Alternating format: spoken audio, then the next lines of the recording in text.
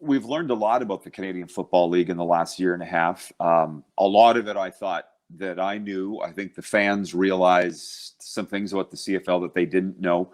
For instance, a lot of Canadians held the CFL up in the same regard as the National Football League and the National Hockey League.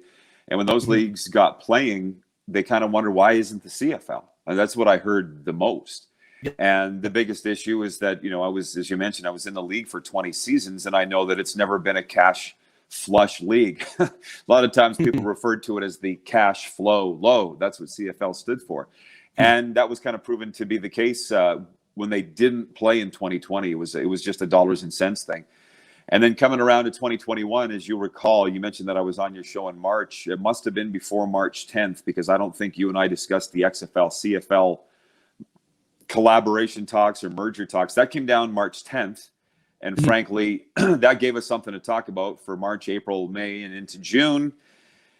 And I'm a little surprised that the CFL survived. None of us really know how they did. I mean, the league's been around for 100 plus years. One thing that we heard a lot up here was, well, it survived so many threats. COVID's not going to kill the CFL. And I'm thinking, it's never faced a challenge like COVID. Yeah. But they did survive. And here we are into week 3 of training camp, working towards an August 5th kickoff for the 108th season, I think, of CFL football. And lo and behold, they have survived. So the league's stronger, I guess, than I thought that it was. And that's come through a variety of reasons, too. But more than anything, there's two stories right now in the CFL. One, people are really happy that the league's back. That's fans, that's players, coaches, and executives. That's one side of it. And then the other is the injuries that are occurring. Just the Saskatchewan Roughriders announced today a 5th blown Achilles that occurred on a Friday. 5 season-ending Achilles injuries. There were a couple in Montreal. There was one in Winnipeg.